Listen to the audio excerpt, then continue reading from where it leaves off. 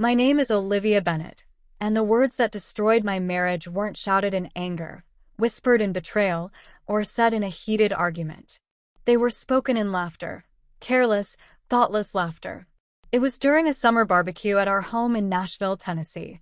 The backyard was filled with friends, the smell of burgers sizzling on the grill, and the sound of children chasing each other across the lawn.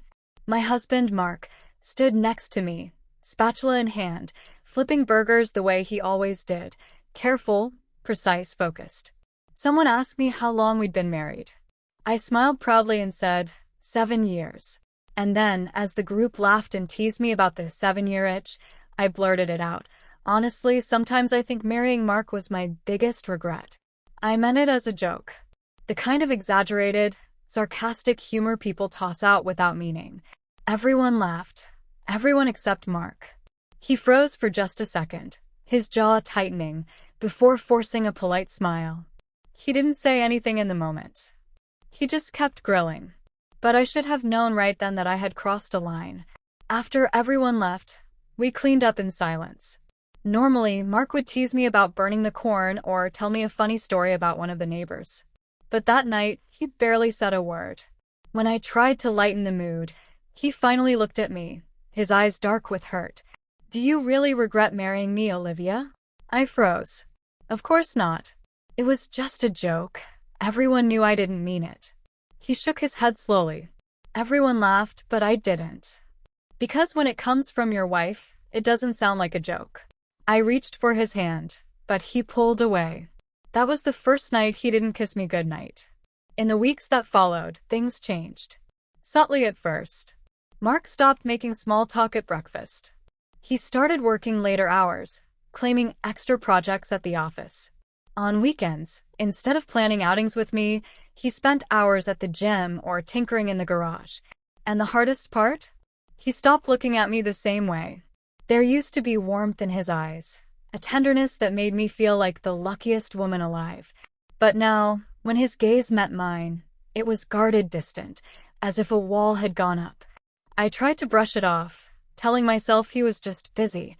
But deep down, I knew my words had planted a seed of doubt in his heart. One night, about 3 months after the barbecue, I cooked his favorite dinner, steak with roasted potatoes.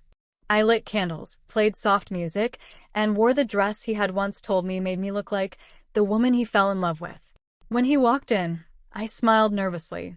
Surprise. I thought we could have a date night. He sat down, ate quietly, and when I finally worked up the courage to ask him what was wrong, he put his fork down and sighed. "Olivia, I can't do this anymore." My heart dropped. "Do what?" "Pretend," he said, his voice breaking. "Pretend like your words didn't mean anything. Pretend like I'm enough for you. You joked that marrying me was your biggest regret, but deep down, I think that's how you really feel. And I can't spend my life with someone who regrets me." Tears blurred my vision. "Mark, no, you're wrong. It was just a stupid joke. Please don't do this." But his decision was already made. That night, he packed a bag and walked out the door. At first, I thought he just needed space. A night or two to cool off. But nights turned into weeks, and weeks into months. He rented an apartment downtown. Friends told me they saw him out, looking happier than he had in years. Meanwhile, I sat in our quiet house, staring at the empty side of the bed, replaying that one moment over and over in my head. If I had just kept my mouth shut. If I had just said something kind instead of trying to be funny. I texted him constantly. "I'm sorry. Please come home. Let's fix this." Most of the time he didn't respond. And when he did, his messages were short, polite, distant. Finally, one day, he sent the message that broke me completely. "I'm filing for divorce. I hope you find what you're looking for, Olivia. I just know it isn't me." The divorce went through quickly. Too quickly. One day, I was married to the love of my life. The next, I was standing in front of a judge, signing papers that turned him into a stranger. Mark moved on. He started dating someone new, a woman named Hannah, a teacher with a kind smile. I saw pictures of them online, laughing together, looking at each other the way he used to look at me. And me? I was left with silence, with regret that burned deeper every day. I threw away 7 years of love, Not with an affair, not with betrayal, but with a single careless sentence. And I couldn't take it back. It's been 4 years since that night. I'm still single. Not because I couldn't find someone, but because no one has ever compared to Mark. People tell me to move on, to let go. But how do you move on from someone who was your everything? How do you let go when the wound was self-inflicted? Sometimes I dream about going back in time. Standing in that backyard, hearing the laughter, and choosing different words.